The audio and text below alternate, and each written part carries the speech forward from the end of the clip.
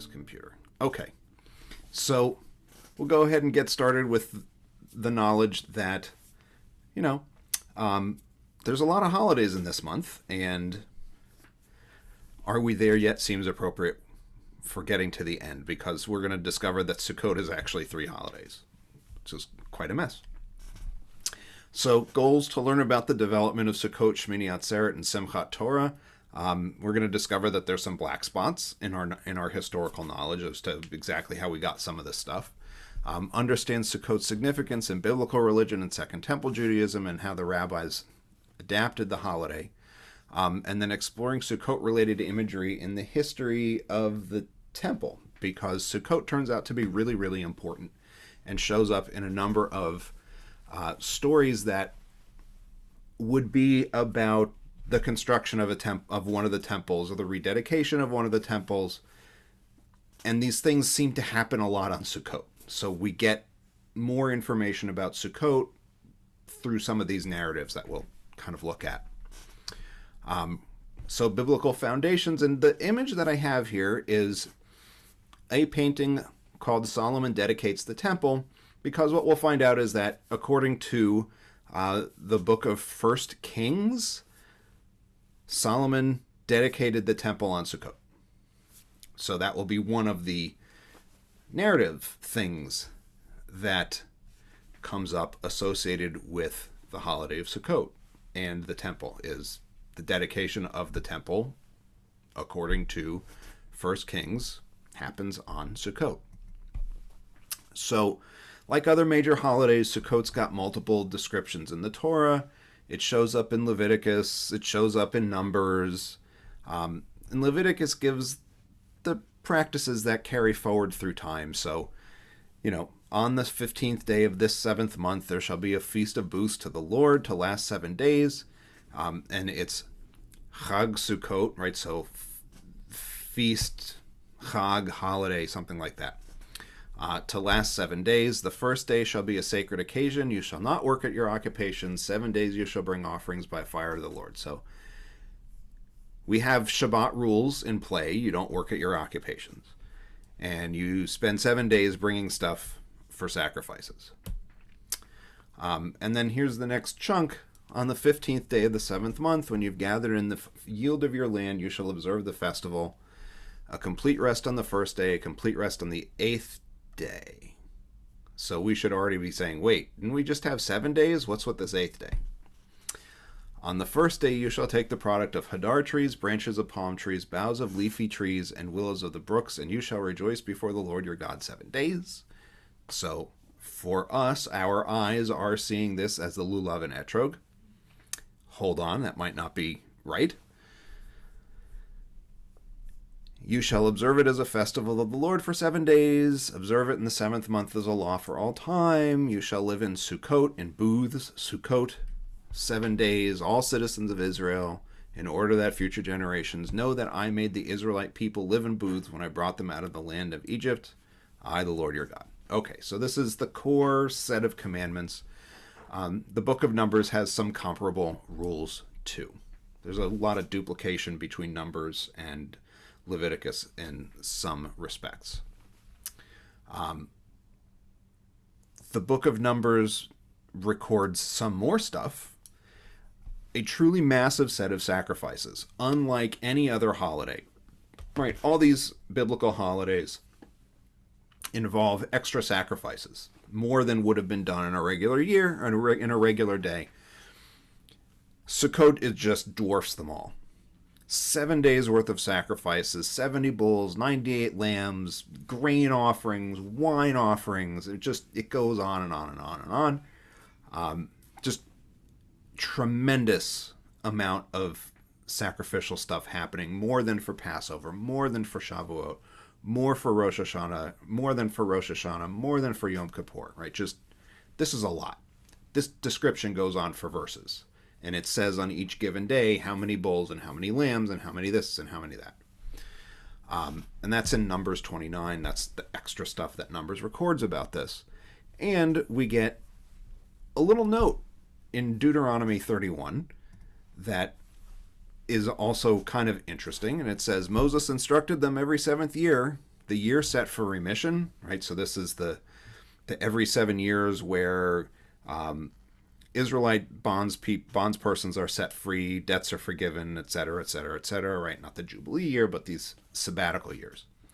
Every 7th year, at the Feast of Booths, when all Israel comes to appear, you shall read this teaching aloud in the presence of all Israel. Gather the people so that they may hear and learn to revere and observe faithfully every word of this teaching. Their children, too, who have not had the experience, i.e., who didn't come out of the land of Israel, out of the land of Egypt, because we're in Deuteronomy. This is Moses' farewell address. Their children, too, shall hear and learn to revere as long as they live in the land you are about to cross the Jordan to possess. So, every 7 years, something. Maybe Deuteronomy is just talking about reading Deuteronomy, but something is supposed to be read publicly on those sabbatical years on Sukkot. Passover doesn't have this. Shavuot doesn't have this. Rosh Hashanah and Yom Kippur don't have this. In fact, they're not even really mentioned in Deuteronomy. So, Sukkot has a bunch of stuff happening that other holidays don't have. And we saw this thing about on the 8th day, the first day and the 8th day will be days of rest. So this is more of the 8th day. On the 8th day, you'll have a solemn gathering, and by Yom HaSh'mini Atzeret Tihyu, so on the day of Sh'mini Atzeret. Right, this is where we get the name for Sh'mini Atzeret, is right here. By Yom HaSh'mini Atzeret Tihyu, you'll have a solemn gathering. You shall not work at your occupations. You'll present a burnt offering, a bull, a ram, 7 yearling lambs, right? This is a lot. Still more sacrifices.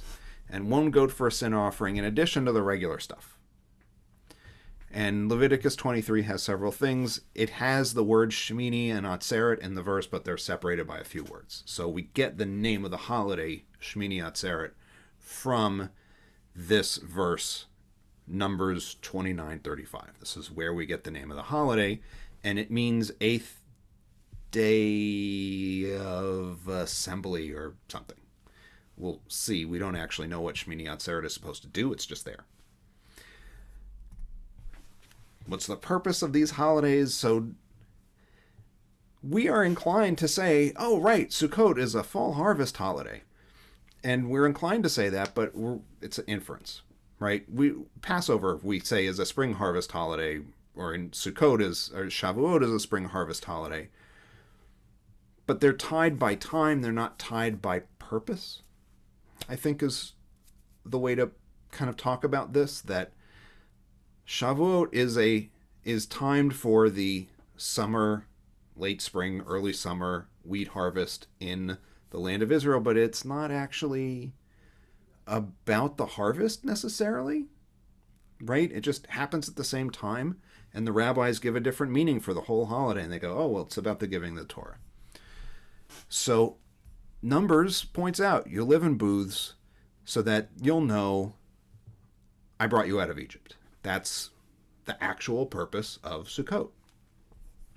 So there's a chronological connection, but there's not an obvious, immediate, like, okay, so you want rain to come, so you got to do these things. And Sh'mini Atzeret just has no explanation. It's just there. It's like an 8th day of Sukkot, except kind of not, right? Because we've seen a description of Sukkot that says it's 7 days, and then there's an 8th day. So this is a really confusing way of talking about these holidays. It may be that they didn't have a great idea of how they were separated.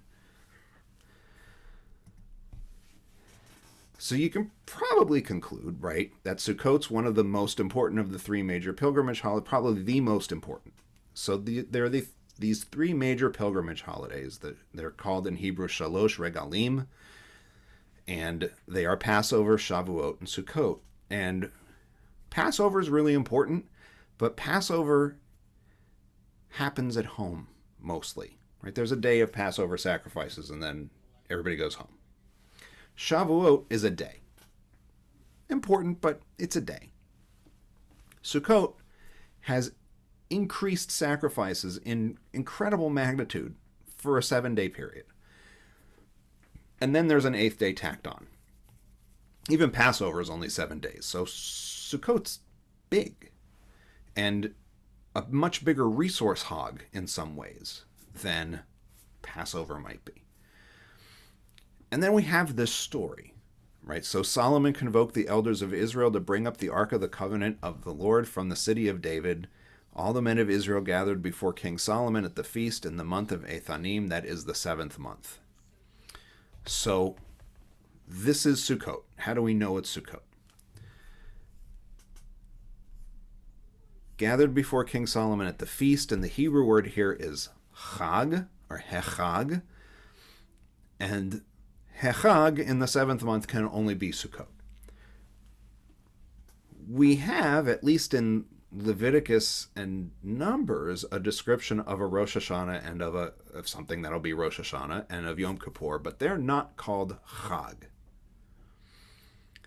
They're called Shabbat Shabbaton, but they're not called chag. In the 7th month, only Sukkot is called chag. This word that's being translated as feast. So we know that we mean Sukkot. So how do we know this is Sukkot? It's hechag. Sukkot's called this. The other 7th month holidays are not. What ensues? Kings 8, 1 Kings 8 is part of the story of the dedication of the temple in Jerusalem. So at the time of Sukkot, when everybody has gathered, Solomon dedicates the temple in Jerusalem, and he gives this incredibly long dedicatory prayer. It's almost 60 verses long. It's long and kind of, really? We got to keep reading this thing? But this is what happens on Sukkot according to the book of 1 Kings, that the temple itself, the very first temple, is dedicated. So Sukkot has these stories about building or rededicating a holy place attached to it in a way that Passover and Shavuot don't. Because you really need a building when you're doing this many sacrifices day after day after day. And so you are right to say, but I thought Sukkot was an agricultural holiday. And my response is, well, you're right to ask that question, and it's because somebody told you it's an agricultural holiday, right? Like, we read nothing just there that actually said, oh yeah, this is totally an agricultural holiday. How do we know that? We know that from inference, we know that from historical development, but the Torah doesn't say that. The Torah says the purpose of Sukkot, the purpose of living in those huts, is to remind you of a transitory lifestyle after leaving Egypt. That's its job. That's Sukkot's job. Sukkot's job is not fancy rain dances, which is kind of how I've characterized waving a lulav and etrog before, right? Well, that's a rain dance. It's not in the Torah. Torah doesn't have anything to say about that. Torah wants to downplay any pagan kind of stuff, so it's understandable. But our understanding of what the holiday means isn't really coming out of the Torah. It could just be coincidence. Like, if you didn't know better, you would think it was coincidence that it corresponds to a fall harvest festival. All the things that we've sometimes hear about Sukkot. Oh, people lived in these huts because they were gathering crops, and then they were bringing the crops in, and they needed to be out in the fields. The rabbis made that explanation up. That's not in the Torah anywhere. They had to come up with a reason for living in Sukkot, so they did. Right? They do a lot of that. But biblically, that's what Sukkot is. It's a big sacrifice holiday that gets tied to the finishing of the first temple and the Exodus from Egypt, because everything gets tied to the Exodus.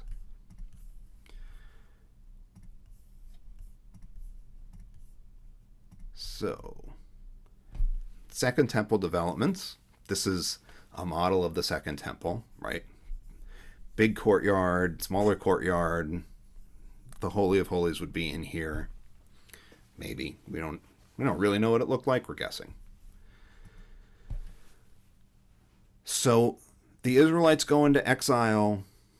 Some of them come back as Jews, right? This is kind of the nucleus of what becomes Jews, are these people who come back from the Babylonian exile. And Sukkot keeps on being an important holiday. Is it still an agricultural holiday? Maybe. So the text is very small. I apologize. I didn't want to spend 2 slides on Nehemiah, but here we are. So the book of Nehemiah, the Israelites come back from, the small group of Israelites come back from Babylon, and they settle in the area of Jerusalem, and they have to rebuild everything. There's no temple anymore. There's no walls around Jerusalem anymore. They need to rebuild the place. It takes a long time. They try to build the temple. It doesn't go well.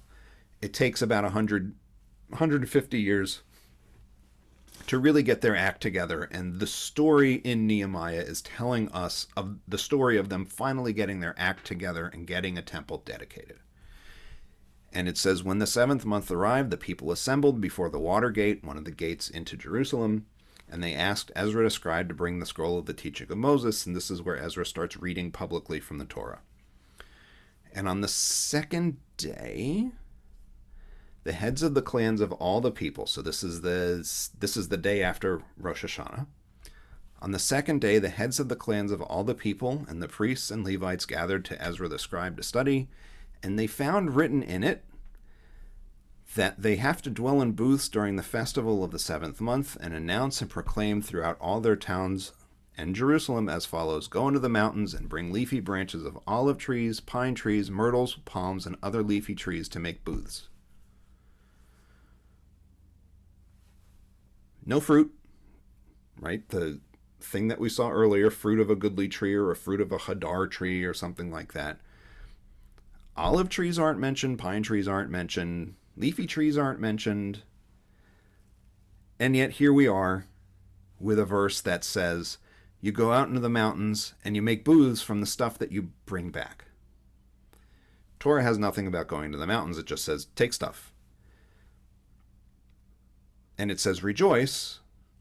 And Nehemiah says, make booths. Take the stuff and make booths. Not take the stuff and wave it around. So there's already an open question as to, like, okay, where did this stuff with shaking tree branches come from? Because it's not in the Torah. Rejoicing is there. Nehemiah talks about building booths, but nobody's waving anything around. There's no etrog. The stuff that we recognize as being Sukkot, the way maybe we've seen it, is not the stuff that's here. And so it says, the people went out and brought them and made themselves booths on their roofs and their courtyards and the courtyards of the house of God and the square of the water gate and in the square of the Ephraim gate, one of the other gates into the city. The whole community that returned from captivity, not any of the people who lived there the rest of the time, made booths and dwelt in the booths. The Israelites had not done so from the days of Joshua son of Nun to that day. So this is the guy who leads right after Moses. Nobody apparently had done Sukkot like this. And there was great rejoicing, and he read from the scroll of the teaching of God each day, from the first to the last, all 7 days. They celebrated the festival 7 days, and there was a solemn gathering on the 8th, as prescribed, Sh'mini Atzeret. This is also not exactly Sukkot as it was described in the Torah. We have booths being built. We don't know what the rejoicing thing means in the Torah, but they obviously think it means build booths and, have a good time. We don't read anything about all these sacrifices that are in the Torah, but they read about them. That's decent precedent for something the rabbis will do later, but this is what they did. Doesn't say that they took leafy trees and fruit and whatever else and shook them and danced or whatever. They used it to make booths. So Nehemiah, which is the second temple period, even though Nehemiah is still in the Tanakh, Nehemiah gives us a different picture of what Sukkot looked like. Doesn't really give us any purpose for Sukkot, but it gives a different picture of what Sukkot would have looked like. And it doesn't look like the holiday we're accustomed to thinking about Sukkot being. So, the Torah was read aloud, because the Torah says you got to read this aloud during Sukkot. People built booths and celebrate it for 7 days and observe it an 8th day, Sh'mini Atzeret. Take the stuff from the mountains. It's not the same list of stuff, and it doesn't get the same use, right? We've seen rejoicing, but this is build booths, and it doesn't say in the Torah that you take the stuff to build booths.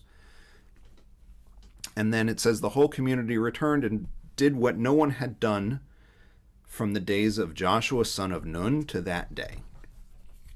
So does that mean that nobody celebrated Sukkot until this point? Or does that mean that the way they celebrated is different, and so, nobody did this like Joshua because they right away got to doing it some other way? It really is not clear what exactly that means, but clearly something was new. And this is occurring at the time that they're going to dedicate the second temple. That's when this story is happening. So we had the first temple dedicated on Sukkot, according to 1 Kings. We have the second temple dedicated right around Sukkot, according to the book of Nehemiah. So this big holiday is a big holiday. We don't look at it like this because, one, we talk about Sukkot like it's an agricultural holiday, but we don't have a lot of agricultural ties personally most of the time anymore. And Rosh Hashanah and Yom Kippur became much more important. In the Middle Ages, they got to be more important, and Sukkot is not as important for most modern Jews. So, what does this mean about how the holiday was celebrated? I don't know. We don't really know. What we have is Nehemiah chapter 8 that tells us that something was different. That's what we've got. We just don't have a ton of information really about any of this history, but definitely the more ancient it is, the less information we have. So we don't know. And before we get to the Romans, right, toward the end of the Second Temple, we've got one more stop. We've got Hanukkah. So, Second Maccabees describes retaking and rededicating the Second Temple after Antiochus was defeated during the Maccabean revolt, and it said it happened on the same day in which the sanctuary had been profaned. This is when they're rededicating the sanctuary in the temple. It happened on the same day that it had been profaned. They celebrated it for 8 days with rejoicing in the manner of the Festival of Booths, remembering how not long before, during the Festival of Booths, they had been wandering in the mountains and caves like wild animals. So now we know why they're doing Sukkot in the 25th of Kislev, which is usually late November or early December. Not Sukkot, but like almost 2 months after. Therefore, carrying ivy-wreathed wands, hang on to that thought for a second, and beautiful branches and fronds of palm, they offered hymns of thanksgiving to him who had given success to the purifying of his own holy place. They decreed by public edict, ratified by vote, that the whole nation of the Jews should observe these days every year.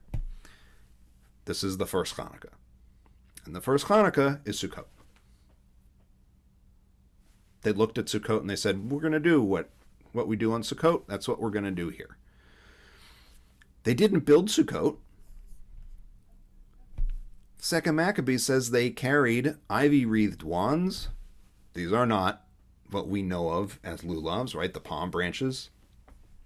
Ivy has nothing to do with any lulav that anybody tends to make these days. Carrying ivy-wreathed wands and beautiful branches and fronds of palm, they offered hymns of thanksgiving. No etrog, by the way. There's no fruit here. They decreed by public edict that we're going to do this every year. So Hanukkah, maybe according to this, is supposed to look like Sukkot. Take that for what you will. And you are correct to say, wait a second, what's with the ivy-wreathed wands? And the story is complicated. So the Greek word, most rabbis don't know Greek. It's to their mental health and the detriment of mine that I do. The Greek word that's being used here for ivy-wreathed wands is thursoi, which is the plural of thursos, which is specifically a specific item a wand wreathed in ivy and vine leaves with a pine cone at the top, carried by the devotees of Dionysus, who is a pagan god. So that's what they're waving, these ivy-wreathed wands. It's not ivy-wreathed wands. That's what's in the translation, because they don't want to tell you that they were carrying wands for Dionysus. That's the word that was actually used there, was a word that really just means this, kind of. So it's a little ironic. These people who just fought off pagans are carrying something that, according to the Greek that is used, is a pagan symbol. So either they didn't think too much about the pagan symbol, or people just use this, or they're using the word strangely. So this is what a thursos would look like. This is, the stick itself is traditionally fennel. Pine cone. This would be ivy. So here's what it looks like, but it's a pagan symbol. So this is a very complicated way of celebrating Sukkot at the time of the rededication of the temple. Like, they grabbed this holiday and stuck it in a place that it's not really from.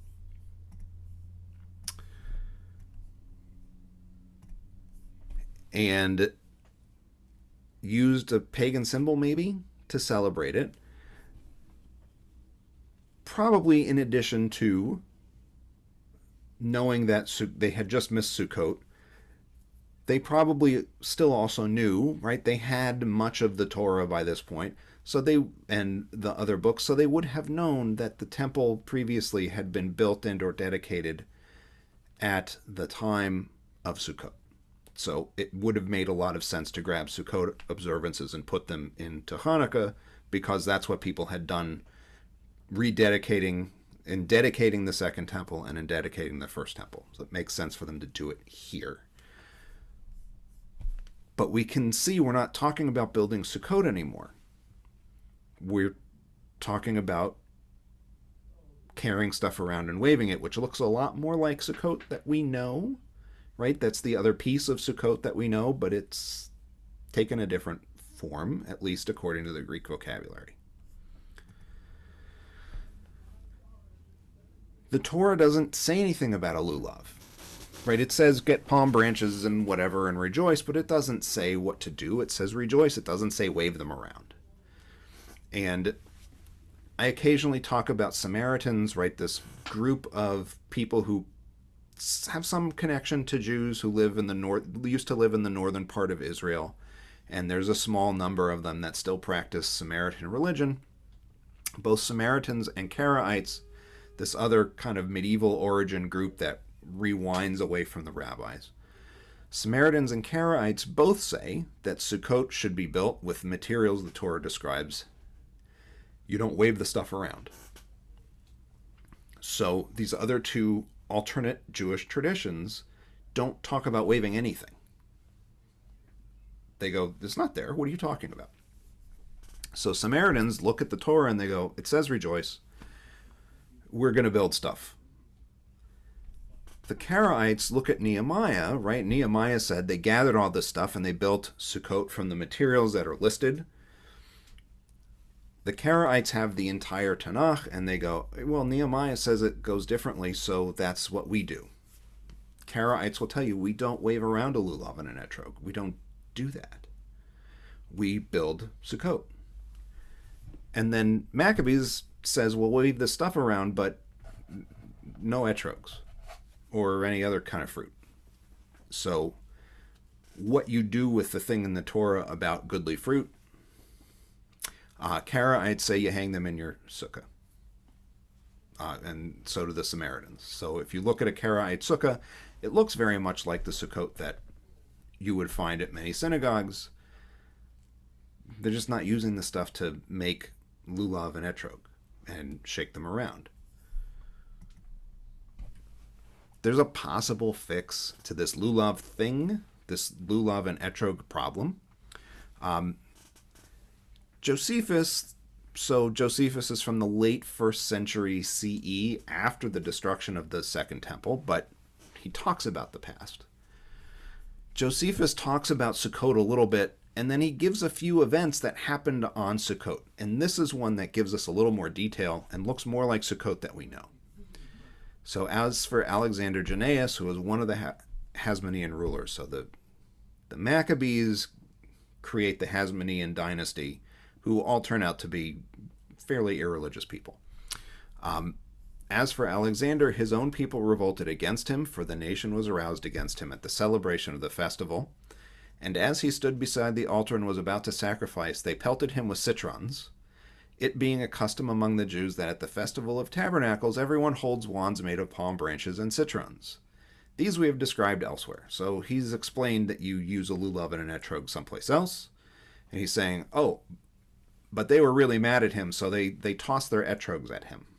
Right? This is instead of tomatoes or eggs or whatever. They threw their etrogs at the king, and he kind of fled for the hills for a while. So his wands made of palm branches are thursos ek phoinokon kai kitrion. And he's using thursos again, that wand with a pine cone, except he seems to think maybe it's not the stick with a pine cone. Like he's trying to communicate to people who aren't Jewish this history.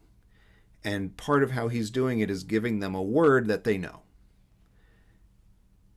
People know the cult of Dionysus, so they know about the stick with the pine cone on it. And so he's saying, yeah, same thing, but it's got palm branches. And Kitrion is the citron. So maybe Josephus and Second Maccabees are using a word that they know people know, so that they have one word and they don't have to kind of spin it out too far. Doesn't fix the problem that there's no etrog in Second Maccabees, or fruit of any kind, but maybe it gives an explanation for why this word that any Greek reader of the time would look at and say, oh, you mean that thing that Dionysus worshippers carry during their festival? Right? It's a very pagan symbol, so it's a weird choice of word to use unless you're trying to communicate to somebody who's not Jewish, and you just need to give them something that they know, that they would recognize. So we were still talking about Sukkot as an agricultural holiday a little bit, but some portion of our conclusion maybe should be that Sukkot might not be what we thought it was. We have really not talked about anything agricultural yet. Not really. You gather some stuff from the wilderness and you do some stuff and you live in booths, but you're not living in booths because you're farming. You're living in booths because there's a religious reason for it. Sukkot's really important. There's all these sacrifices. It's really important for pre-rabbinic Judaism. Nobody's talking about farming at all. So maybe it's just obvious. No one needs to mention it, right? There's this idea that you don't have to say that. Sometimes you don't have to say the quiet part out loud. And everybody knows this is a farming festival. Maybe that's true. Maybe the agricultural dimension wasn't quite so important during the Second Temple period. Jewish life as we know it in the Second Temple period starts with people living in a city. The first people that really become Jews down the road are people who leave Babylon and move to Jerusalem. It's not like they just set up farms right away. They were city people. So they're celebrating this holiday as city people. They're in Jerusalem, and they build Sukkot in the city. They're not going out in the fields and building these things.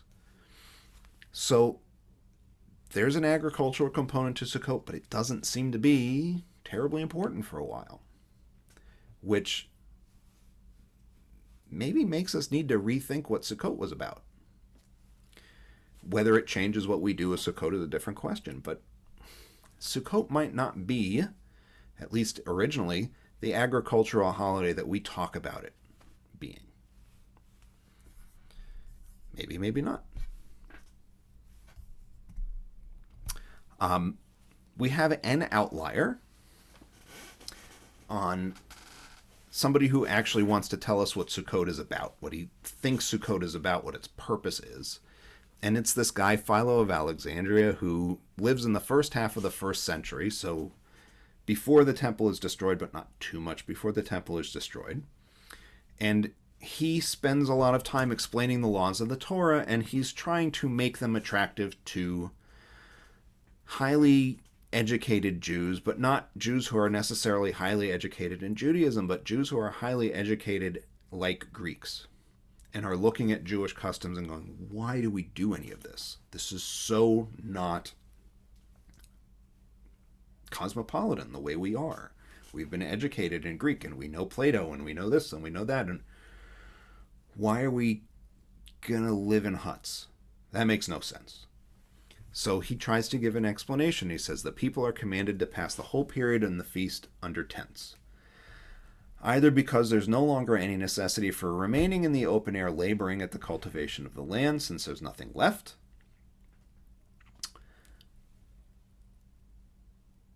or you need protection from the elements while you're working in the fields, or maybe it's to remind us of the long journey our ancestors made through the wide desert. It's not maybe. That's what the Torah says. So, okay. And it is proper in the time of riches to remember one's poverty, and in an hour of glory to recollect the days of one's disgrace, and at a season of peace to think about the dangers that are past. So Philo, this Greek philosopher, essentially, just a Jewish one, gives a few explanations for Sukkot. One of them is, well, you're done working in the fields, so now you can live in a tent. If you're done working in the fields, can't you go home? Why do you need to live in a tent? Okay. Or maybe it's because of the long journey of our ancestors, which is what the Torah says, right? I made them live in tent when they were wandering in the wilderness, so live in tents. And it is proper in the time of riches to remember one's poverty, right? We've brought the harvest in. We feel secure. We need to remember we're mortal. And we do that by living in these temporary shelters when we don't have to, in order to remember that none of this is all that secure. And this is kind of actually the first example of Sukkot as an agricultural holiday. Is this sense of insecurity, right? This is the first explanation of, oh, it's about food, actually. But it's not his first explanation. And it's not even his best explanation. He just kind of throws it out at the end. But I've called Philo an outlier because compared to the Jewish world of his time, he's idiosyncratic.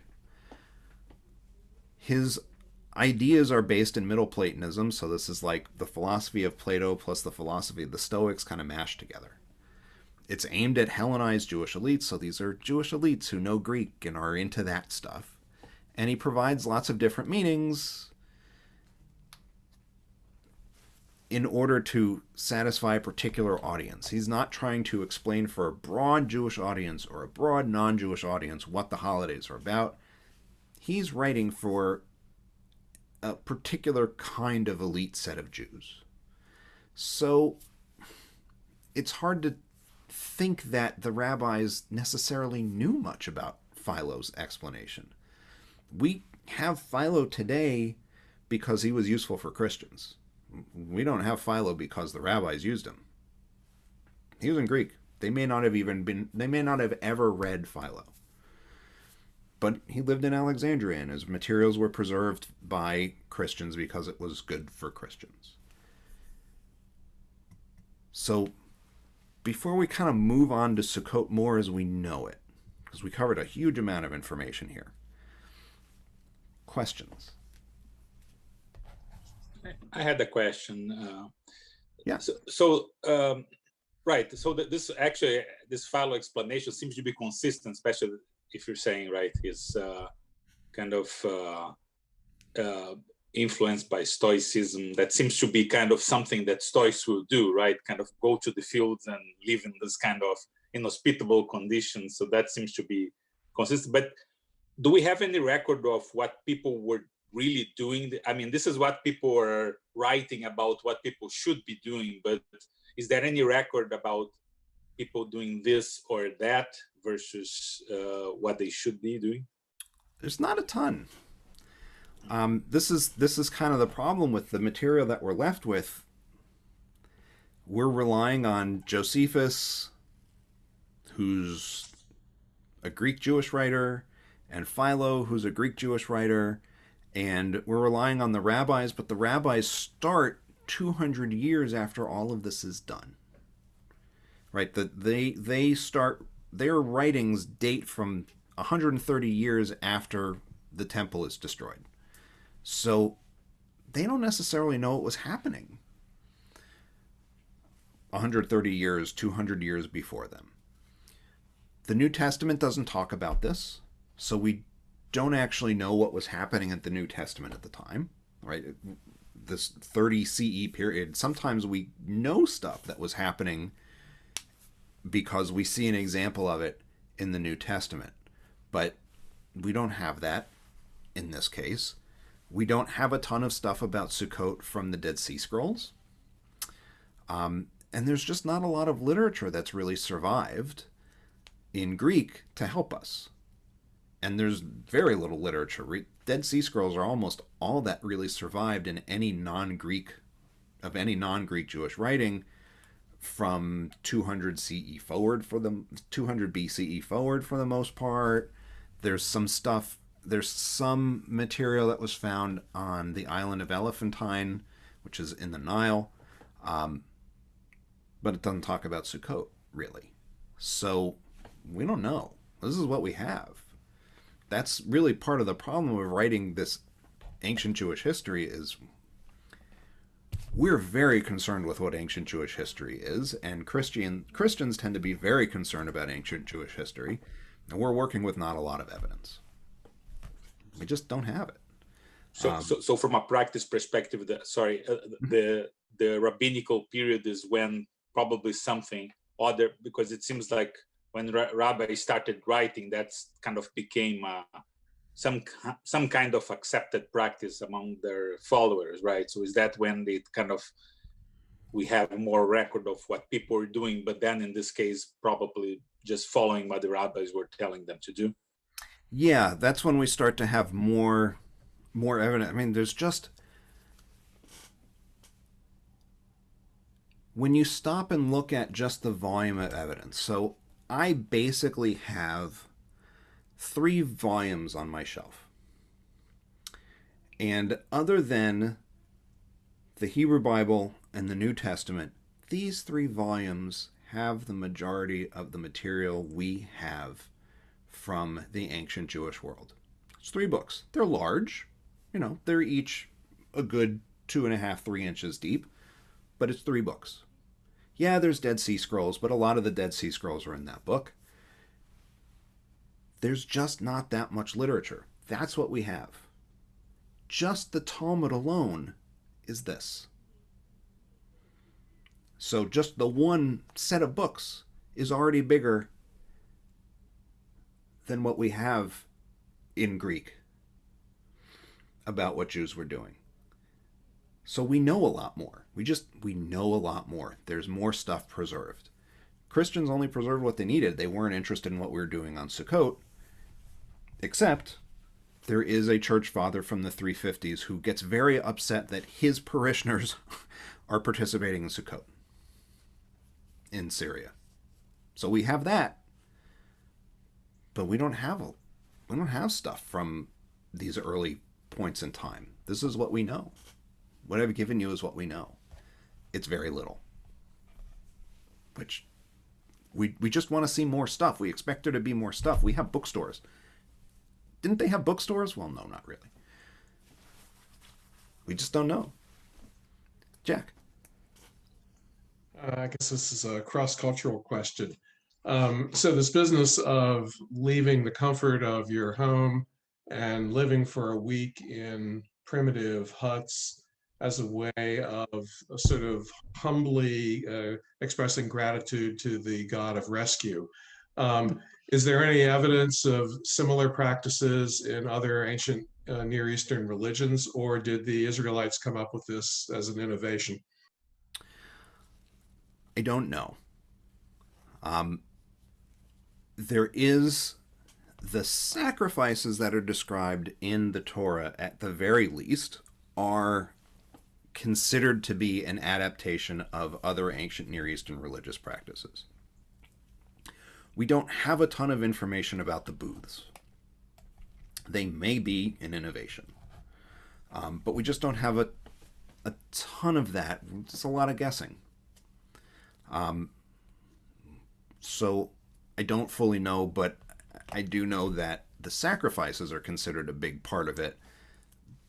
We're less clear about the Sukkot. They're definitely, if they did exist, they definitely were repurposed, but we just don't know very much about it, I think. Toby. Yeah, about the great number of sacrifices demanded. Is that simply to illustrate how important this is? But how could anyone afford that? So no one person produces 70 bulls. Or even the whole community. That's a lot.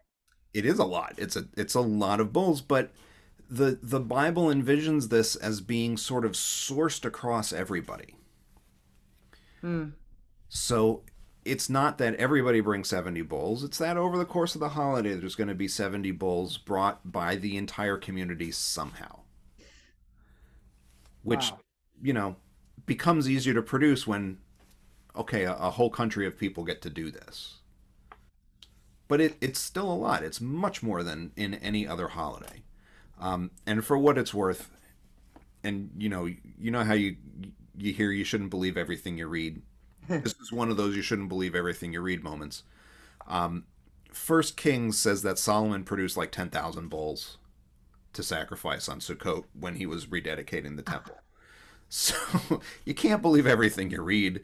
70 is not actually an unreasonable number for a sufficiently large group of people. And when you're sourcing it across kind of everybody, it becomes more realistic to think that they could do that. But no one person could. I mean, I'm sure that there are very wealthy people who had that number of bulls and could probably provide them, but that wasn't how it was imagined it would be done. Why do you think that the explanation for the holiday as one to commemorate the long journey and don't forget we made that journey, why do you think that didn't and hasn't resonated more? That seems important. So I think there's a little bit of a message dilution problem, right? We have a holiday about the Exodus. It's Passover. Right. Another part of it is there's a whole lot of stuff in the Torah that is justified as I brought you out of Egypt. So I'm making you live in these funny booths because I brought you out of Egypt. Okay. I'm making you worship me and not be mean to the foreigner because I brought you out of Egypt. It justifies a lot of stuff. So, given how often it's used, you can see how you lose that part of the message.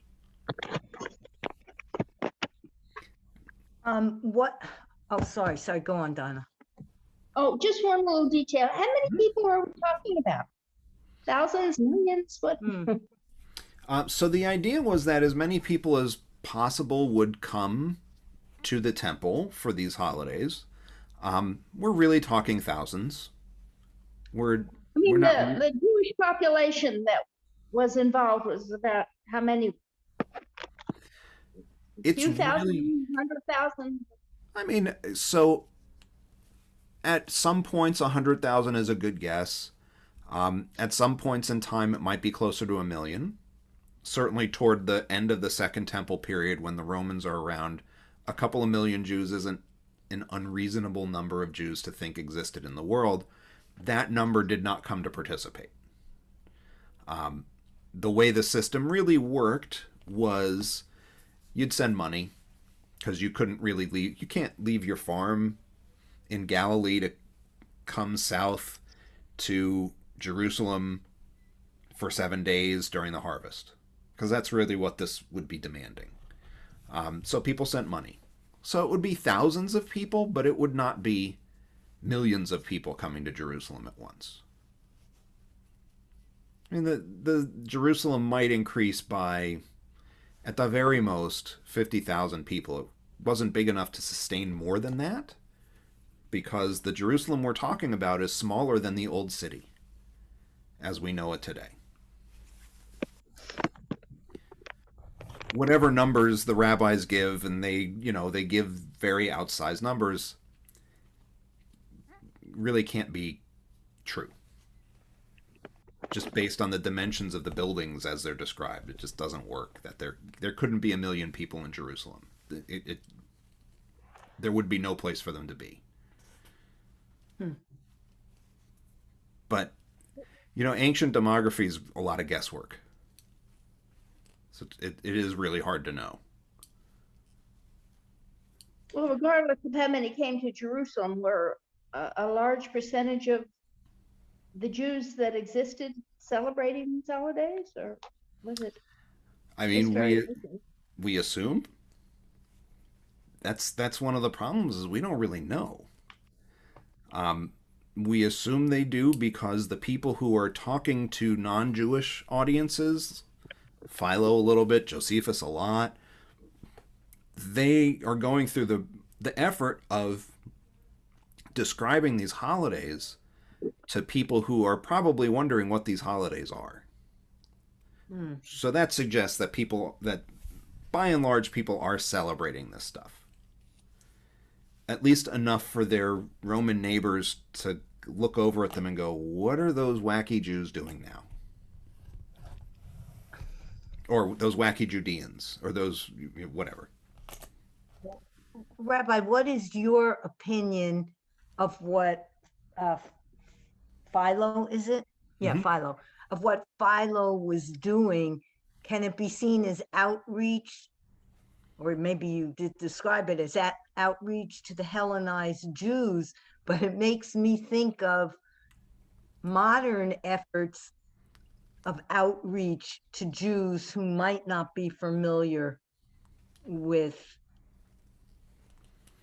holidays. And he's doing a little bit of that. He's definitely talking to Jews. He's talking to Jews. We don't see it quite this much in this one, but we do see it for Yom Kippur, where he kind of, he sets up questions in order to answer them sometimes. And he talks about Yom Kippur in particular as, why, you might ask, essentially is what he writes, why, you might ask, would you want to celebrate a holiday like this, where you would say that you're celebrating but you're not eating? That's not how holidays work. Why isn't there music? What's wrong with you people? And he answers it by saying, well, but this is higher moral value, right? That's the Stoic answer. Well, there's higher moral value. So he's communicating to people who take really seriously Greek ideas.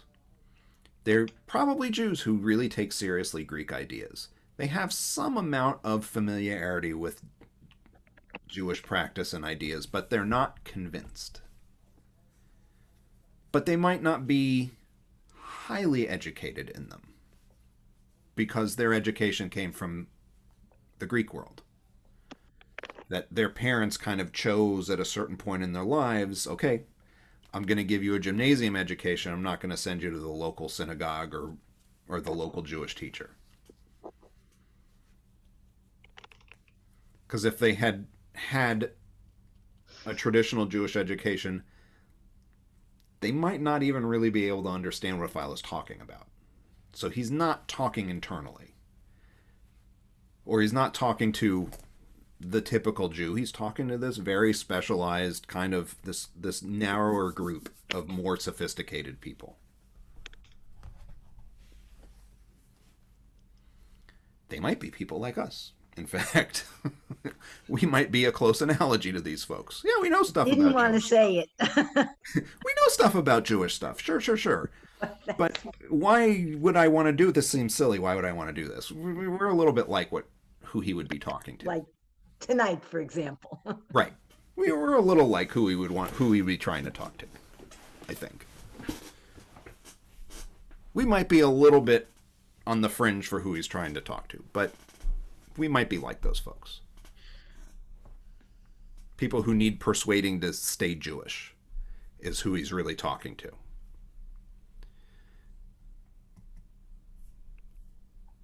Okay, so with due apologies to Van Morrison, it's a marvelous night for a rain dance or a moon dance, right? So this is the Sukkot more as we know it.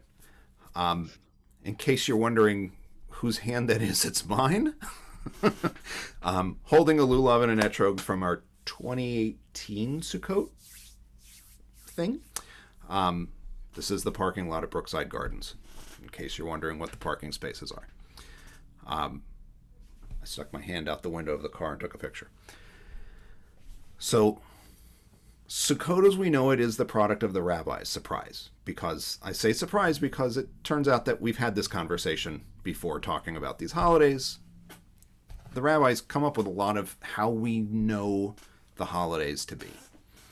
So the traditional practices for how Sukkot are constructed are defined in rabbinic texts.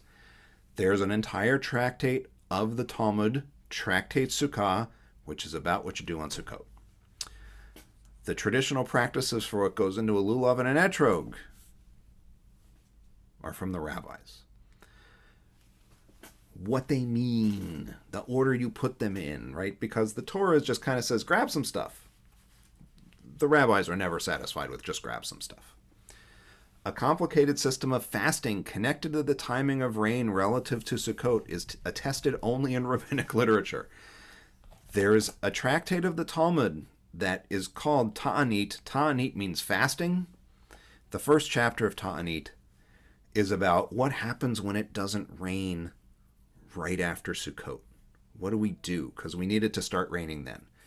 So the agricultural stuff that we've been talking about as this is part of Sukkot, that we always hear is part of Sukkot, that's what Sukkot is about rain and about agriculture. We don't actually have any of that stuff in writing until the rabbis.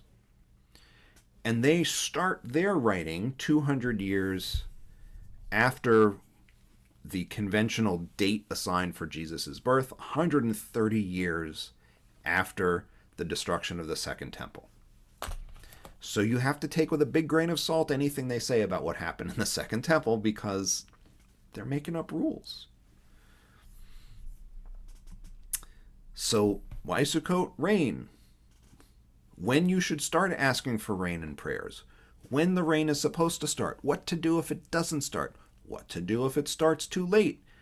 And when, relative to when it should start, is the basis for an entire first chapter of Tractate Ta'anit, which tells you, okay, so you start asking for rain, there's a debate. Do you do it on Sukkot or do you wait until the first day after Sukkot to ask for rain? Well, you don't want to ask on Sukkot because that's not appropriate.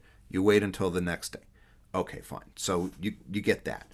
And then you get a discussion about, okay, so what happens if it doesn't rain for a month? Or for 2 months? Or for 3 months? What happens if it doesn't rain until Passover? What happens if it doesn't rain until Rosh Hashanah? Like they start going through these possibilities to try to figure out how many people need to fast and how do we go about fasting? Because the conclusion is, in essence, if it's not raining on time, we've done something wrong. And we have to fast to get right with God so that God will make it rain. And then among the most noteworthy stories in the Talmud in Ta'anit is the story of Honi HaMa'agel. So that translates to Honi the circle drawer, who is essentially the Rip Van Winkle of the Talmud. So Honi is called Honi the circle drawer because he is the only person the rabbis will allow to practice rain dances and witchcraft and stuff. And it describes him as basically at one point, it's not raining, They need the rain. It's not raining. People are fasting. People are praying. It's not coming. And Honi literally draws a circle around himself, stands in the middle of it, and says, hey, God, I'm not moving from this spot until you make it rain. And it works, according to the Talmud. So we get this very weird Rip Van Winkle-y story. The Rip Van Winkle part is he goes to sleep for 70 years and he wakes up and he has a conversation with somebody. So there's this Rip Van Winkle piece of it. But that's how important the rain stuff is for Sukkot by the time we get to the rabbis. Suddenly we have more agricultural stuff to hang our hats on, and that's where the agricultural meaning of Sukkot is really coming from for Judaism as we know it today. So that's what Sukkot is about. Finally, we get to the rabbis. And it's the rabbis who say, okay, so when you build a sukkah, it has to have at least 2.5 walls. And the walls have to be X high. And you have to be able to see through the roof. Being able to see through the roof is not, by the way, in the Torah. The rabbis came up with that. And you can't build a sukkah out of materials that you've stolen. But you can build a sukkah on the side of, one of its walls can be the side of an elephant. As long as the elephant's not going to move. And you didn't steal the elephant. Can't steal the elephant, right? And when you have a lulav, so you've got a palm branch and a myrtle and a willow, and this is how you arrange them. And this is how you hold the etrog with the lulav to do the rain dance shaky thing. A lot of that's all the rabbis. That's not in the Torah. We saw what's in the Torah. Not very much. That's usually true for the Torah. There's not all that much in there, and the rabbis build on it. So all of that stuff about Sukkot that we're accustomed to seeing for Sukkot is the rabbis. Comes 200, 300, 400, 1,000, 1,500, 1,700 years after the destruction of the temple. It's organic development of something. That's where we get it from.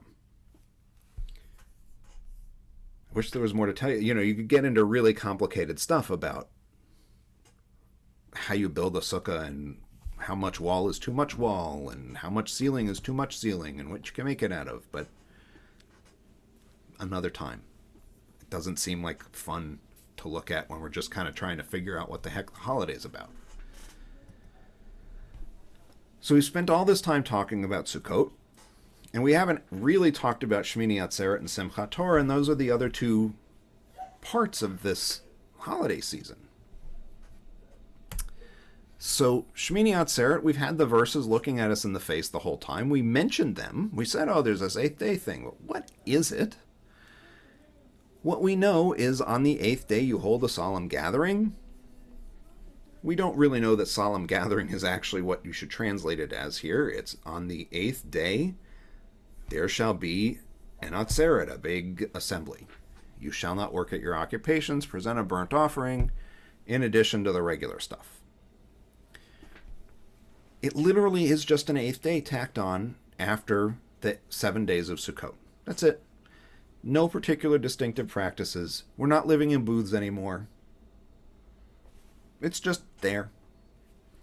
The Bible has no useful information other than, hey, have another day. That's it. So we have no idea what this holiday is doing. In the biblical calendar, this actually doesn't pose a problem. You just have another day. But in the rabbinic calendar for people living outside the land of Israel, Sh'mini Atzeret right after Sukkot is actually a huge problem. Because every holiday that's supposed to be like a Shabbat, every one of those holidays is supposed to get an extra day. Passover in the land of Israel is 7 days. In the diaspora, it's 8. because we're not sure when it's supposed to start, and you don't want to break the Shabbat rules that are associated with holidays. Well, Sukkot's already sort of 8 days long, right? Because that's what Sh'mini Atzeret is. It's like an 8th day of Sukkot. So what do you do here? Do you make Sukkot 8 days and then Sh'mini Atzeret is there? What do you do? It's complicated. And the answer turns out to be, we leave Sukkot, if you live in the diaspora, we leave Sukkot at 7 days long. But instead of the first day being Shabbat kind of thing, the first 2 days are Shabbat kinds of things. Then Sh'mini Atzeret gets to be 2 days long. So Sukkot goes from 8 to 9 days when you live in the diaspora, and you get 2 extra Shabbat days tacked on because people were insecure about how to calculate the calendar. So if you were to go to an Orthodox or conservative synagogue, the first 2 days of Sukkot, you'd have Shabbat type stuff happening, and then the last 2 days you'd have Shabbat type stuff happening. Most people don't even know what Sh'mini Atzeret is. They may know the name of the holiday, but they don't know what it is. So that's its own problem. Because again, we have a messaging problem here. What does this day do? It's actually not clear to anybody what this day is supposed to do. It's just there. So the scheduling is pretty straightforward now, right? Sh'mini Atzeret turns into 2 days. Okay, no big deal. What's Sh'mini Atzeret? Just an extra day? Kinda. So the traditional explanation that we have from Rashi, so he's from the 11th century CE, interprets the entire Torah, interprets the Talmud. He says, look, this word Atzeret, which we're seeing in English translations as convocation or solemn assembly, it means to tarry, to stay behind. And he says, here's what it means. And he gives an explanation. Here's his explanation, verbatim. Oh, I mean, in English, not in Hebrew. I make you tarry with me like a king who invites his children to a feast for so many number of days. When the time arrives for them to leave, he says, my children, I beg of you, linger with me another day, for your parting is difficult for me. So Rashi's explanation is that month with Rosh Hashanah and Yom Kippur and Sukkot has so many holidays. There's so many holiday days that it is hard for God to let everybody go. And so he says, stay one more day. And the stay one more day is Sh'mini Atzeret. That's the explanation for Sh'mini Atzeret. Just hang on one more day. I don't want you to go. Right? It's the saying, it's, that thing where you're going to leave after a social visit and nobody actually goes anywhere, right? You say, oh, we really got to leave when you're in the living room. And then you say, I really got to leave when you're in the hallway. And then you say, I really got to leave, but everybody's standing on the front porch. Back when we actually saw each other in person. Sorry. I mean, it's kind of an obvious problem, right? And he's got like a linguistic basis for this. So the word Atzeret comes from the Hebrew root ayin sadi resh, which means to stop or to restrain or to arrest or to imprison. And related to it is the Hebrew word otsar. Otsar is a collection or a treasury. So sometimes a treasury, like, a treasure chest kind of thing, is an otsar. I have a book, I don't have it here, called Otsar Rashi Tevot. So the treasury of acronyms is essentially what it is. Hebrew uses lots of acronyms. Modern Hebrew, Rabbinic Hebrew uses lots of acronyms. And so you would never see this in the United States. It is a book. It's about, 3/4 of an inch thick. And it's just tables of these abbreviations and what they could possibly mean. Because abbreviations are just really common as a shorthand thing in Hebrew. You need a book that gives you all the abbreviations. Like, it's a thing people have. It's entirely in Hebrew. Modern Hebrew speakers use it too, because you can't remember everything. In the same way that in Japan and in China, it's not uncommon to see people with books that actually help them decode the alphabet. It's not really properly called the standard alphabet, but the kanji alphabet in Japan, or the Chinese alphabet and the various forms of Chinese, that you can't remember 50,000 symbols, so you need a book sometimes. Well, Otsar Rashi Tevot, the treasury of acronyms. That's the name of the book. So there is sort of a linguistic thing that he's doing where he says, well, look, it's not just that they're assembled, it's that they're stopped from leaving for another day because God misses you. That's his rationale here. We haven't actually talked about Simchat Torah, but we've been talking about Simchat Torah the whole time because Simchat Torah is actually the second day of Sh'mini Atzeret.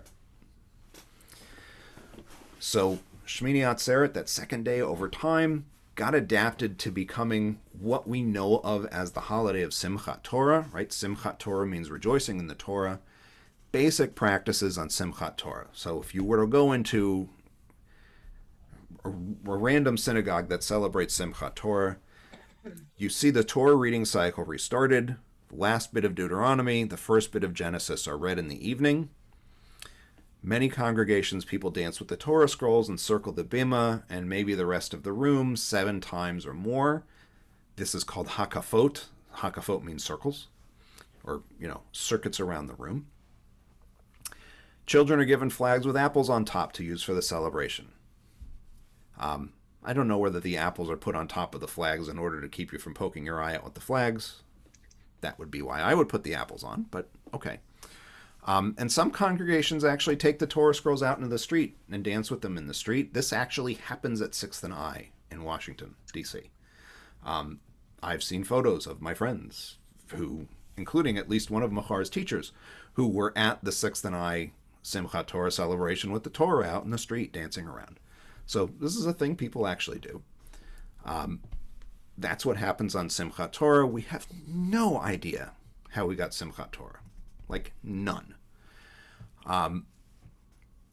We know that people read the Torah routinely in public a lot. It happened. We know it happened. The Talmud talks about it. Multiple Talmuds talk about it. We know it happened. The Talmud says in Palestine they used this triennial cycle where they read the whole Torah over the course of 3 years. In Babylonia, they read the whole thing in a year. And the schedules weren't the same. The division of the Torah into, there are 54 parshiot, right? These 54 reading chunks that get used in the modern cycle today. Ultimately, Maimonides came up with, really is the person who formalized all of it. Ashkenazic, Sephardic, whoever, they're all using Maimonides' table that tells them where each of these parshiot, where each week's reading starts and stops.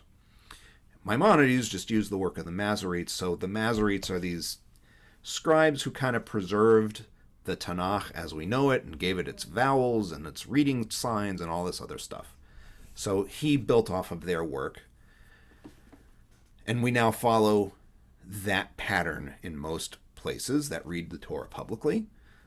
There is still a triennial cycle that some people use, so you still follow the regular 54, one a week kind of a thing, but you only read a third of it each year.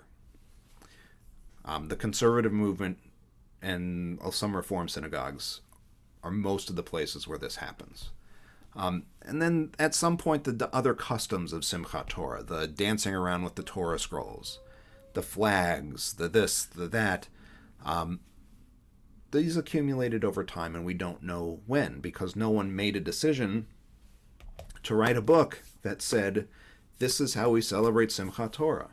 We just have people talking about it and saying, as long as I can remember, this is what we did on Simchat Torah. What they'll say is, it is the custom on Simchat Torah to XYZ. So we know that by around 1500, people are doing 7 circuits around the sanctuary with the Torah scrolls. We know that there's the flags and the apples and the dancing and restarting the Torah reading. We don't really know when any of this happened. And we don't know who decided, and we don't know how it came about that they decided to do this. Sometimes things evade our notice, and all we have are people talking about how to do it afterward, which is really what we have with Simchat Torah. We just have the after effects. So that's Sukkot. What were they? Sukkot, Sh'mini Atzeret, and Simchat Torah in a nutshell.